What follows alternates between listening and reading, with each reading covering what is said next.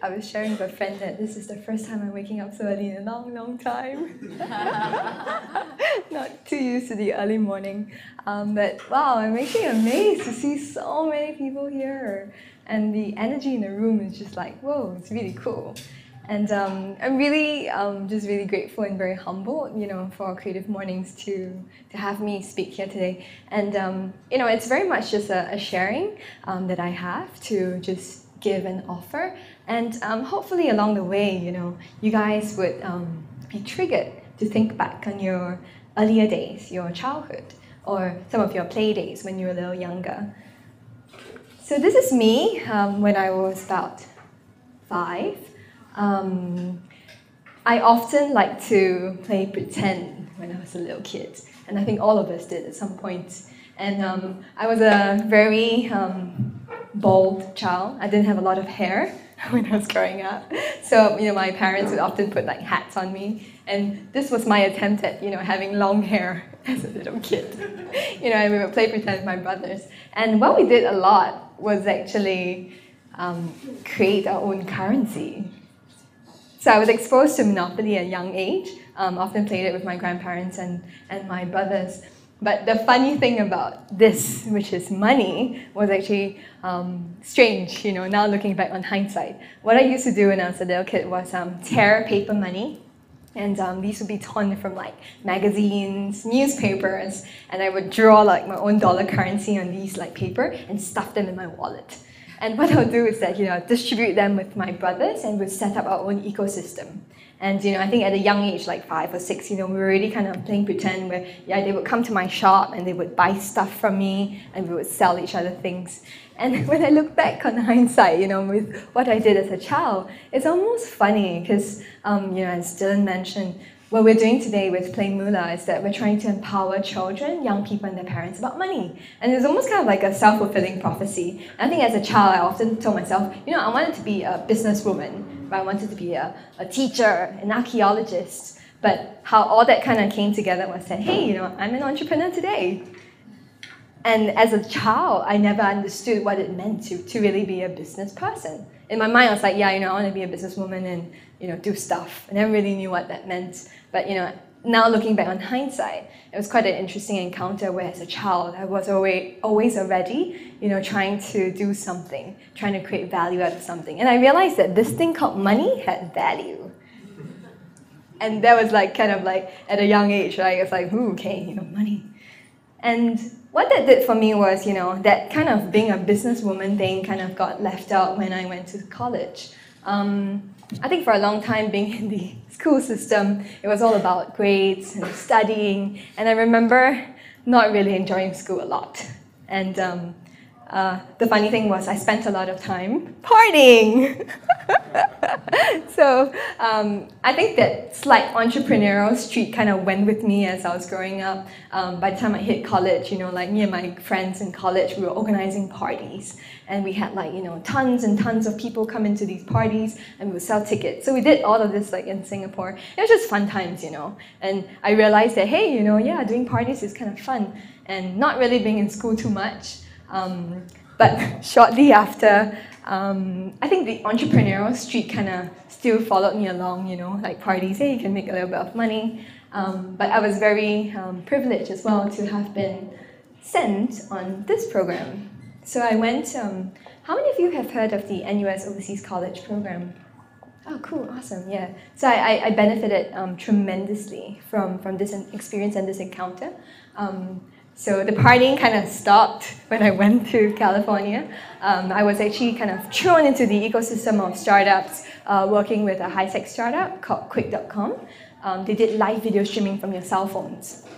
And what we did was we took classes in Stanford. And as a young person, kind of being thrown into this new environment in California, I was very kind of shocked. This was the first time that I had to manage about $2,000 of my paycheck. And I realized that, okay, no one really told me what to do with all this money. So I was very used to kind of, earning money and then kind of saving it and spending. But it was the first time as a young person that I had to manage my, my rent, my car.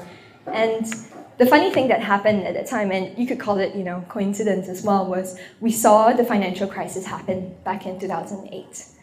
And this was the first time that being in the US, as a student, as an entrepreneur, that kind of made me open my eyes to see the reality where I think as a young person, I realized that, my parents taught me a lot to save, how to be, a good spender, how to have the good habits of saving. But I realized that it never went beyond. How do you budget? How do you invest? And this was such a real thing that I encountered, that I wasn't the only person feeling this way. When I spoke to my peers around me, and when we went into American homes, we realized that, hey, this was kind of like a global phenomenon that not only I as a young person was experiencing.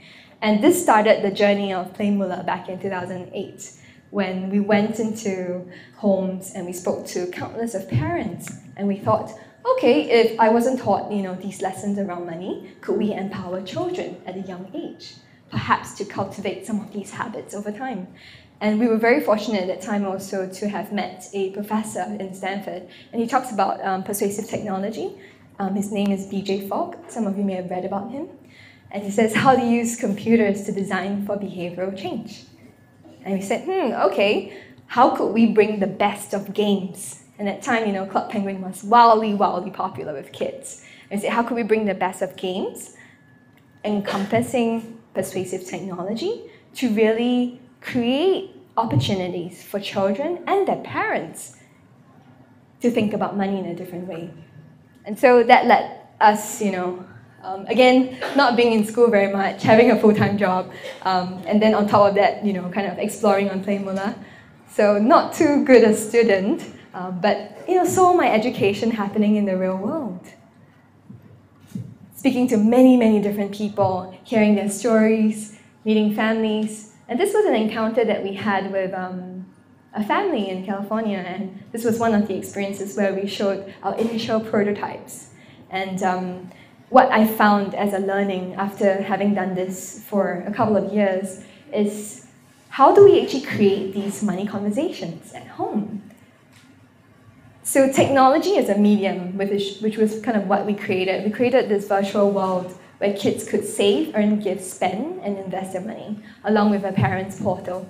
And what we found was that, these were just, on one level, knowledge that we were imparting to kids.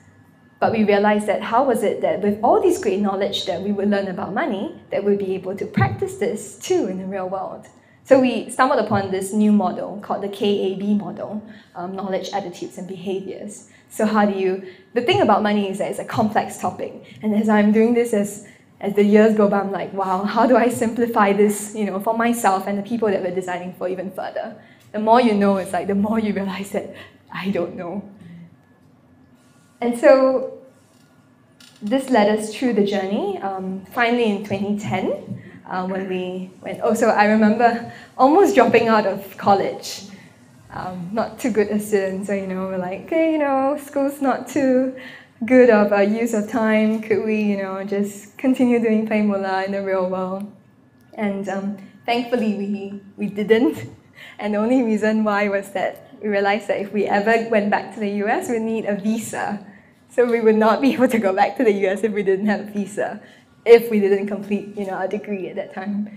And so thankfully, in a way, what I did was I kind of used school as an opportunity as well to test some of my hypotheses. So I wrote my thesis as well in persuasive games and technology. So we piloted, PlayMoolah and this game called Dead Ski. created by Ian Bogost. So we piloted these 2 games with college students, and the results for the thesis was actually quite interesting, which I probably won't go into too much detail. You can read it online, or ping me and I can send you the paper. But what we did a lot during this period was we also ventured with designing with children. So this is like kind of back in 2011 when we had our own space and kids would come in and we would actually design, we would co-design, we would co-create with kids. So the kids were a very big part of our design process. And today, we have about 5 products for kids, and they learn about savings, earning, spending, needs and wants, budgeting. And we also have something for young adults. But when I thought about this morning, I was like thinking, what should I really be sharing, right? I mean, PlayMoolah is a big part of my life, and through this journey, I've learned so much. And perhaps I could invite all of you to think about this as well as we journey ahead. When you think about money, how do you feel? What are some of the emotions or the immediate feelings that come to your mind? So have a think about this. So looking back a little bit on my journey, this is my grandmother. She's a very important person in my life. She brought me up a lot, clothed me, fed me. Other than giving me her favorite polo sweets, she gave me a lot of money. And the funny thing is, it was a little bit of a dichotomous time when I was growing up with my grandmother, where she would tell me, okay, so here's 50 cents. Occasionally say, here's $1. Here's, $5. But she would tell me, don't tell mommy. Don't tell mommy. I was like, okay. And I knew what would happen if I told mommy, right? Mommy would say, give it back to grandma. So, I mean, as a young person, our family grew up with a lot of encounters to share, and oftentimes from my family, we come from a humble background. My parents aren't graduates. They essentially worked their way up. So in our earlier days when we were kids, we came from a very scarce environment. We had to share, we had to scrimp, we had to save a lot. And so it was kind of a dichotomous, kind of encounter where going home, asking for that little toy that you want, I would have to deliberate for months. But looking at grandma, grandma would be like, here, money, you can take it. And what resulted as the encounters that I had was a very big behavior of hoarding. So how many of you collected these as well? I'm not the only one, right? Yeah, awesome, you guys. Thanks for being honest. So these were like flags, right? Eraser flags. But this was not the only thing that I had. Guess what else I had? I had stickers, and I had 8 sticker books. And guess what else I had? I had keychains. I had 5 containers of keychains. And when I looked at all the stuff that I had, oh, that wasn't it. And I had letter pads. There was a fad at that time as a child where you could write letters and you could give it out to your friends. I had a ton and ton of that. And I was just like, what was going on? So, I mean, just keeping this at the back of your mind, I'll share a couple of stories as a child. We had an encounter as well with the excursion to the fish farm. How many of you have gone there as well when you were kids? Yeah! But they tell you, when you go to the fish farm, what do? Bring $10. Why? So you can bring these 3 cute goldfish home. And so, I went up to Dad and said, Dad, can you give me $10? I really would like to buy some goldfish. I think without hesitation, he kind of just gave it to me. And, being a very happy child, I think all of us kids were also happy with all these goldfish, and we went home, right? And only to find that I had no fish tank. It was terrible. So as a young child, I think I was about 6 at that time, what I only had was a ice cream Tupperware. So we put the poor fishes in there. I was really happy going in, doing my homework, checking on the fish, and then I would go in and I'll come back and I'm like, oh, what's going on with this fish? It's not breathing anymore. And slowly, hour by hour, the fish started to die. And I was horrified. I was like, what's going on with this fish? And I mean, looking back on hindsight, I realized that no one told me that, yeah, you know, the fish needs oxygen like a fish, like an air pump, right, to survive. And when I look back on this in hindsight, in relation to money, I realized you don't know what you don't know. And until it happens, you then realize the consequences. So that was one story that I had. And so I think I have a big encounter with animals. This is like really, really cute bunny. And similarly as well, I think the behavior and the habit kind of continued on. When I would, go to dad and, can we please buy a bunny? Please. So it was after, a tremendous number of times of begging, finally dad said, okay, but guess what? I was afraid of this thing. So I really wanted a bunny, but I was afraid of this thing, right? And I wasn't schooled into it or socialized into how to, take care of this bunny. So I actually relied heavily on my helper to care for this bunny, to feed it, to clean it. And I would just, pet it, but that was it. No caring. And looking back on hindsight, I realized there was so much fear, in encountering this bunny. It was cute, but I had fear. And shortly after, not too long later, the bunny died as well. I know. I'm sharing with you guys all my failings and learnings from all these experiences, which were painful lessons. But see, the thing is, the behavior continued. Guess what? I had 3 bunnies too, later on. But this time, not through begging, but a friend of my mom's actually gave the bunnies to me, for one of my, I think it was my 8th birthday present. And I hope, the animal activists will not hunt me after this. I have 2 dogs now whom I care a lot for. But anyway, so what happened was the behavior continued. Similarly, again, being very fearful of the bunnies. And, just kind of letting the bunnies be on their own.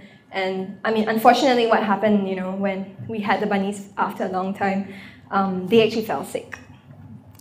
And the strange thing that now, as I looked at it, looking back on hindsight, I realized that, yeah, why didn't we bring the bunnies to the vet? At the time, I think my parents were quite distant as well. They were, working really hard. So it was my helpers taking care of me and my brothers. And I realized that then that, something was wrong. So parents decided, okay, you know what, we'll bring the bunnies to SPCA. And guess what? I got a really, really, really bad scolding. And that was the first time, it was the first time in a long time, after having so many different pets, that I realized that, hey, I felt the pain. I felt the pain of the lack of my care for the bunnies, or the animals that I call my pets. And when you look at this emotion of pain or fear, in our times today, I'll ask you, what's the relationship that you have to money?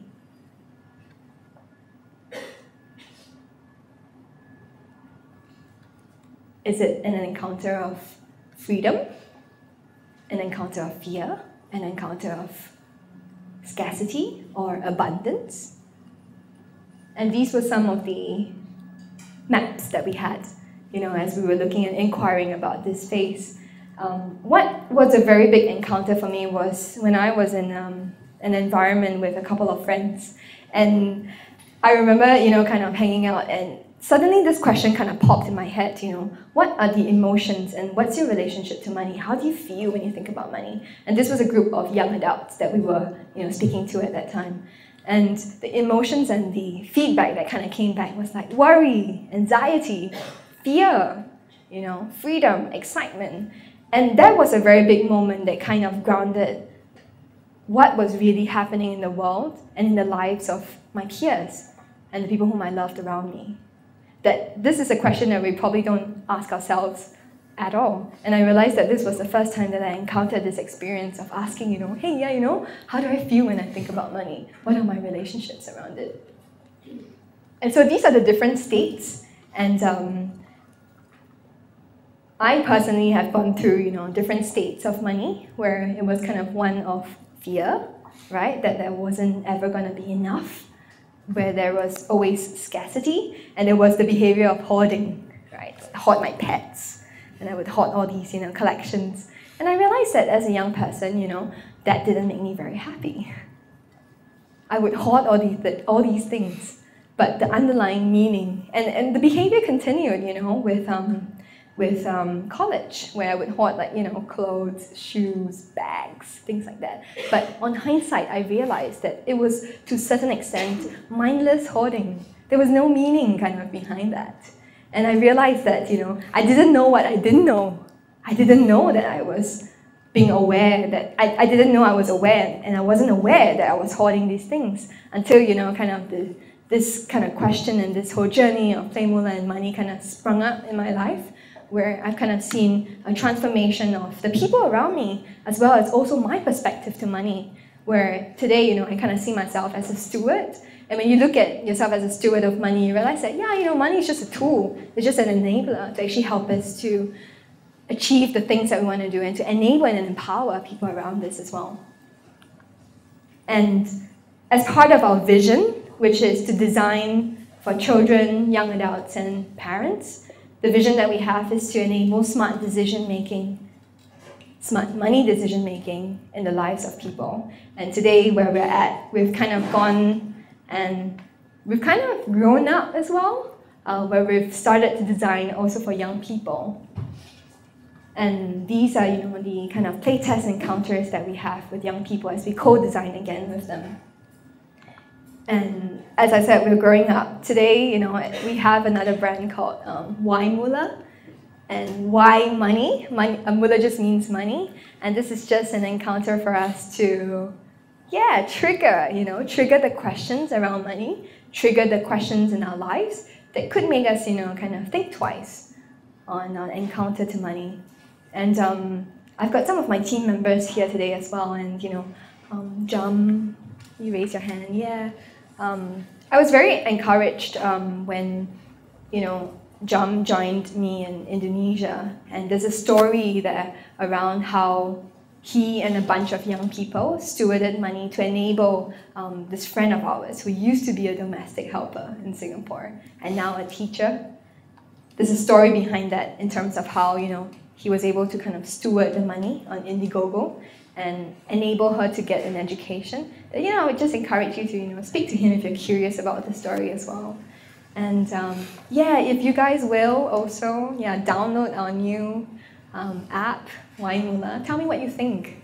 And I'd love to hear, I'd really, really love to hear, your thoughts or your emotions or some of your answers around, hey, what's your relationship to money?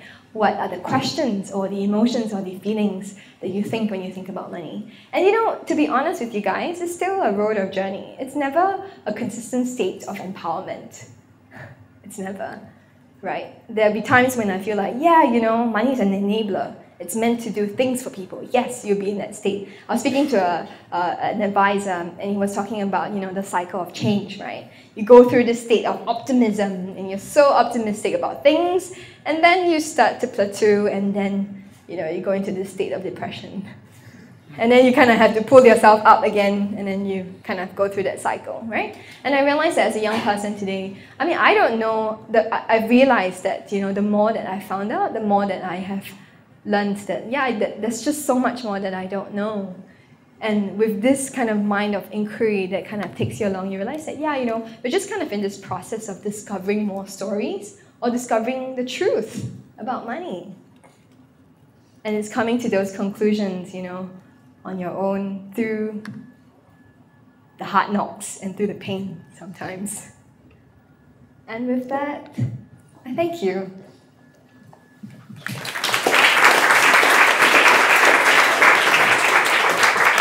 So we'll start the questions and answers session. If there's any questions on the floor, please raise your hand.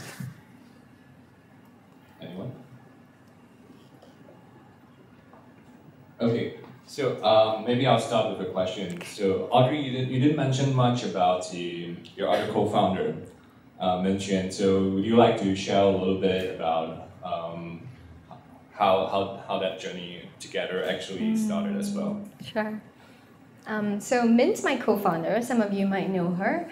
We started the journey together back in California. So, she was kind of like, we were in the same university in US, but we actually met in California. So the journey with Mint has been really awesome as well. A lot of the innovation and the ideas that you see essentially, comes from her and her inspiration.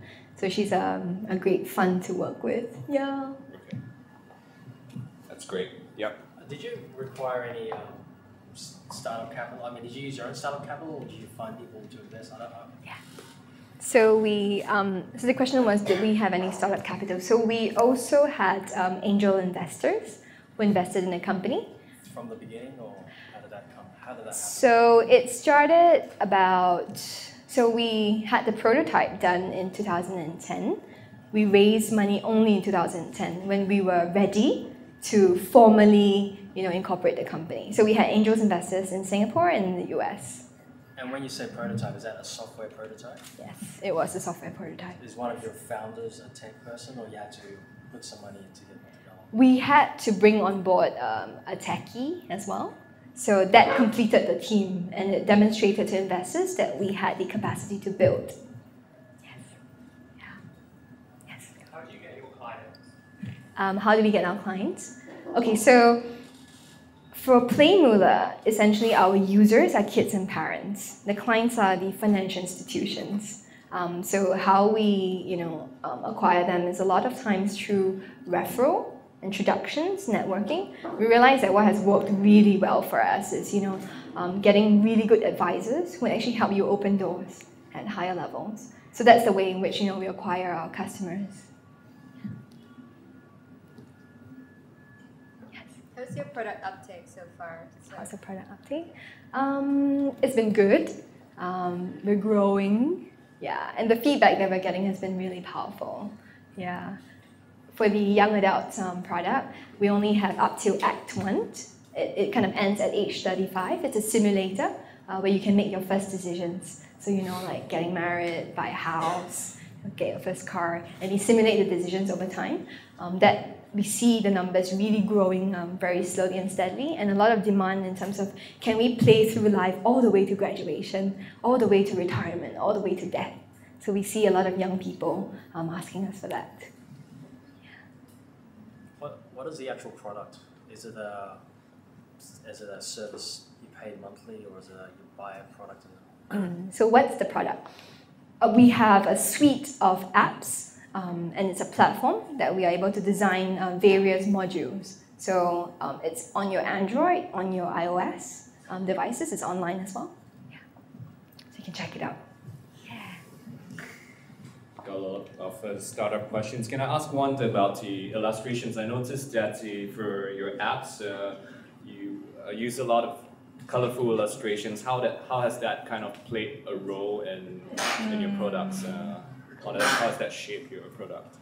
I guess a lot of it that you see, even for these are characters that we've designed for children. We realized that the kids really love, we call them the minis. This is like Elora and Tristan and King Moomin. They are your guardians in the universe, in the Mulaverse. And that has played a big role for kids to identify, with the characters. Like the minis are, kind of like the little inhabitants who inhabit the earth. When you make good decisions, they kind of come to your earth, to your Mulaverse. And so the kids like that, and they relate to that mini, I'm that little thing, Sir, yeah, please.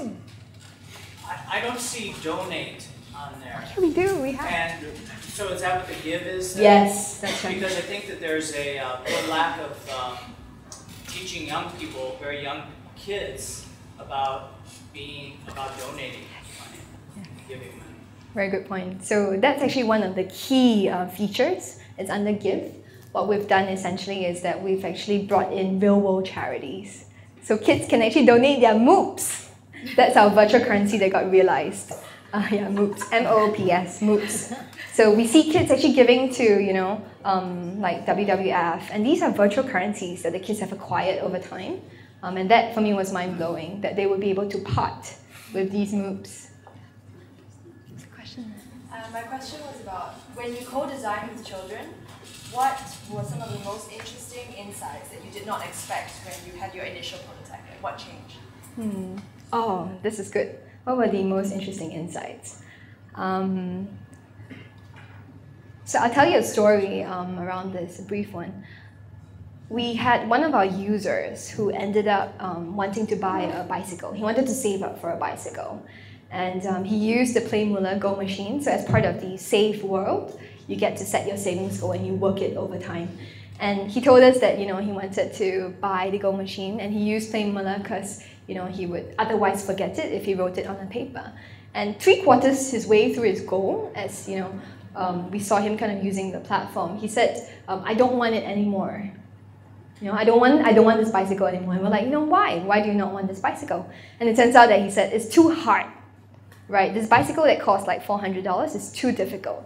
But what I found out from him was that his dad was a huge player in his journey of savings, because his dad was the one who actually encouraged him to continue saving. His dad said this, if you achieve this goal, you could do anything you want in the world. And that was not it that the dad did. But dad actually brought little Lucian to the sports stadium to sell drinks.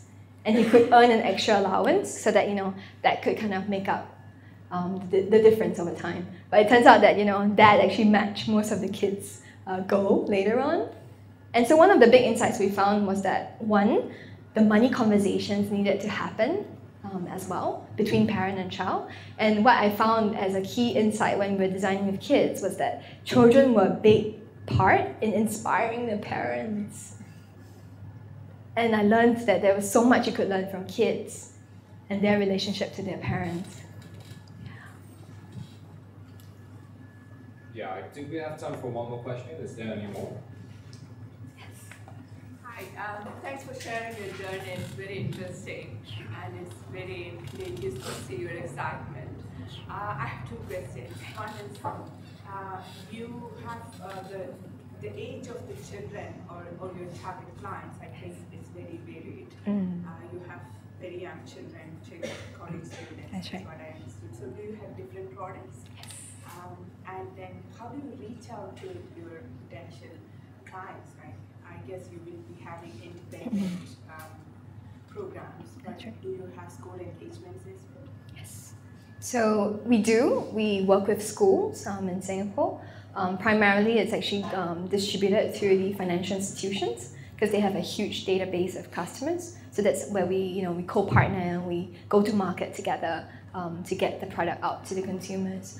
A lot of it is also directly through to parents. So we tie up with parenting sites, magazines, so we can then distribute and share more about the product to reach it out directly to them. Yeah. Thank you. Yes, one last one there. Okay. Do you have plans of collaborating with an established, for example, illustration brand? Like, for example, business artists who already have a sort of strong brand in illustration. Have you ever planned on collaborating with them? So one of our early illustrators used to work for Disney. So, he's still an indie, freelancer as well. So we worked with him very early on. But actually, it's a great point because we are also looking for artists. So if there are artists and UX people in the house, we're hiring as well. Yeah, we want passionate people, to design. I'll call you. Yeah, awesome, sure. Yeah, call me. Okay, I think Audrey was going to stay around a little bit longer. You actually work here, right? Yes. So if you like to, you can speak with her and John, who's in her team as well. All right. Thank you so much for sharing today. Thank you. Let's give a round of applause for her.